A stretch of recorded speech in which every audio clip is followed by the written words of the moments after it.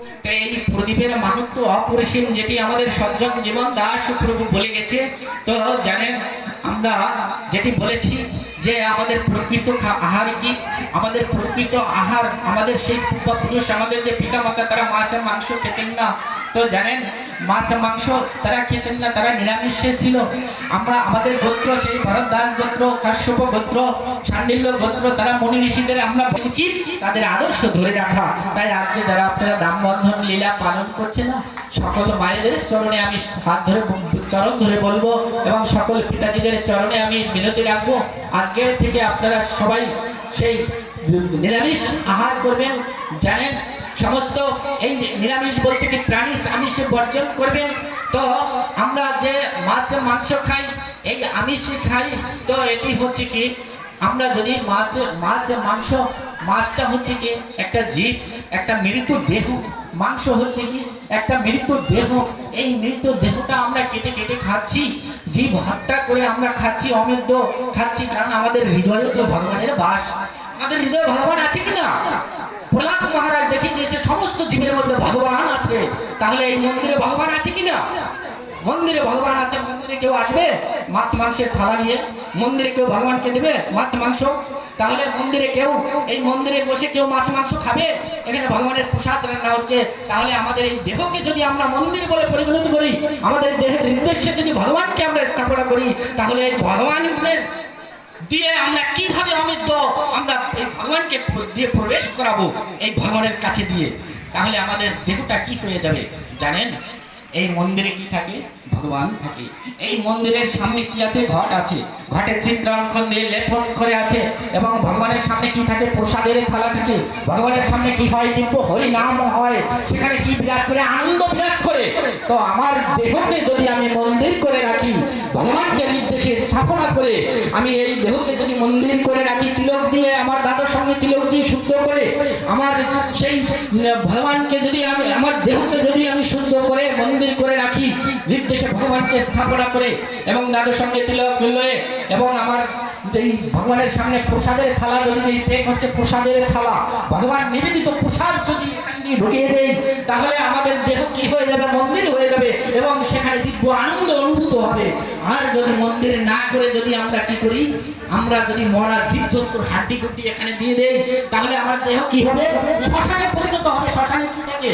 শ্মশানে মরা জীবজন্তু থাকে, হাড্ডি গুড্ডি থাকে, ভয় থাকে, আত্মনাদ থাকে, চিৎকার। সেখানে কোনদিন শান্তি থাকে না।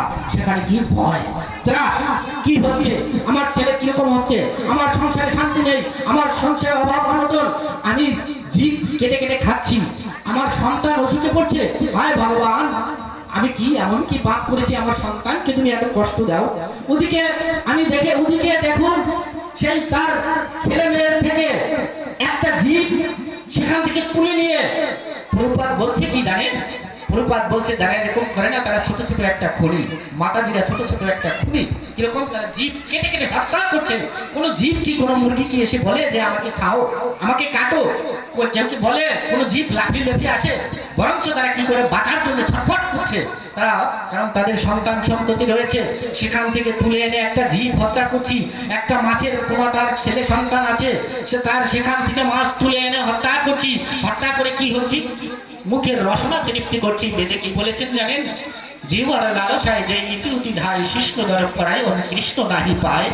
তো আমরা জীবর লালসার জন্য করেছি, কিন্তু দেখুন মাছ মাংসতে টেস্ট নেই। যখন সেখানে মশলা আদি দেওয়া হয় তখন সেখানে হয়, কিন্তু একটা জীব, মরা জীব, মৃত্যু জীব যখন মারা যায়, তাকে ভুলেও আমরা স্পর্শ করি না। স্পর্শ করলে স্নান করতে হয়।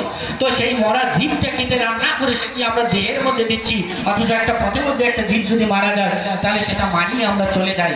আমাদের এটি হচ্ছে কি? মতি ভ্রম, ভ্রম। এটি হচ্ছে মায়া। এই মায়া থেকে উত্তরণের জন্য আমাদের সাধু সঙ্গ করতে হবে, আমাদের গীতা ভাগবত কথা শ্রবণ করতে হবে, এরকম ভাবে বৈষ্ণব সঙ্গ করতে হবে, এবং আমাদের প্রতিনিয়ত আমাদের কৃষ্ণ নাম জপ করতে হবে। এই কলিযুগের যুগ ধর্ম যেটি করে গেছেন আমার মহাপ্রভু, সেই মহাপ্রভু কি করেছেন? হরিনাম সংকীর্তন যজ্ঞ চালু করেছেন। আমরা হাতে তালি দিয়ে 10-এ 5-এ মিলিয়ে আমরা সবাই হরিনাম কীর্তন করব, আমরা হরিনাম শ্রবণ করব। আমাদের খোল করতাল মৃদঙ্গ লাগবে না, আমাদের সেই সুর ছন্দ লাগবে না। আমরা শুধু এই কলিযুগের যুগ ধর্ম হরে কৃষ্ণ মহামন্ত্র কীর্তনের মাধ্যমে আমরা সেই এই জীব, এই পাবো যে সাগর থেকে আমরা যে পতিত হয়েছি, এখান থেকে আমরা উদ্ধার হয়ে এসে ভগবানের ধামে আমরা উপনীত হতে পারবো। এটাই একমাত্র আনন্দ, এটাই একমাত্র সত্য। তাই আমরা এই কলিযুগের যুগ ধর্ম হরে কৃষ্ণ মহামন্ত্র, প্রত্যেকটা যুগের তারক ব্রহ্ম নাম রয়েছে। এখানে সেই তারক ব্রহ্ম নামের যে আসর সাজানো হয়েছে, এই আসরে যত দেখবেন, যত আপনারা সারি সারি টাকা পয়সা দিয়ে যত না আপনারা এখানে কীর্তন দেবেন, একজন ভক্ত হবে না, টাকা পয়সা খরচ হবে, খেয়ে যাবে, চলে যাবে। তো আপনারা কি করবেন? নিজেরা কীর্তন করবেন হাতে তালি দিয়ে। যত কীর্তন করবেন হৃদয়ের যত ময়লা না, সব ময়লা পবিত্র হয়ে যাবে। আর যারা অমেদ্য খেয়ে, পান বিড়ি খেয়ে, নেশা করে যারা কৃষ্ণ নাম করে এখানে সেই শ্রবণের কোনো মাহাত্ম্য হবে না, ভক্ত হবে না। এক কান দিয়ে শ্রবণ আর এক কান দিয়ে বেরিয়ে যাবে। তাই আমরা কি করব? আমরা যতটা পারি যে যেখানে আছি সর্বপ্রথমে আমাদের কৃষ্ণ নামকে আশ্রয় করতে হবে। হরে কৃষ্ণ, সবাই বলুন ধ্যান তুলে, হরে কৃষ্ণ কৃষ্ণ কৃষ্ণ হরে হরে, হরে রাম রাম রাম হরে হরে। এটি আমাদের একমাত্র জপ করতে হবে। এই কলিযুগে আমরা জপ, যজ্ঞ, পূজা আদি যা কিছু আছে সব কিছুতে আমাদের পাপ হচ্ছে। তো আমাদের একমাত্র হরিনাম যদি করি তাহলে সেটি আমাদের একমাত্র আশ্রয়। তাই সবার চরণে শতকোটি দণ্ডবত প্রণতি জানিয়ে সবার কাছে মিনতি, আজকের থেকে আপনারা হরিনাম কীর্তন করবেন নিজ গৃহে বসে।